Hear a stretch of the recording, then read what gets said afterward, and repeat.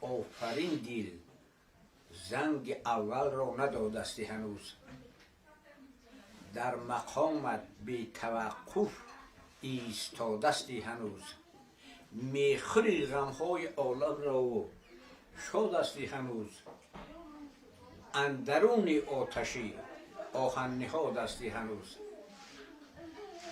یکن دیگه ترسوزاده همین دمیسای آخره احوال خودش را گفته است، احوال توی خیل نیست و در درون آتش نیستی، فلان مدون نیستی، لیکن آهن نهاد هستی حقیقتا.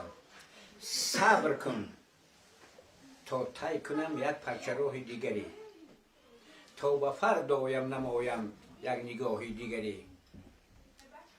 صبر کن تا نهم بار دیگر سر بر سر زانوی یار،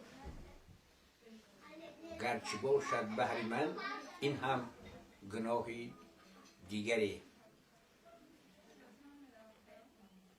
صبر کن گیرم لجام وقت را باری دیگر، تا گذارد پای من، تا گذارد در زمین پای من آثار دیگر. صبر کن تا در حضور دوست شبهای دراز هرچی میخواهی کنم از نامت اظهار دیگر.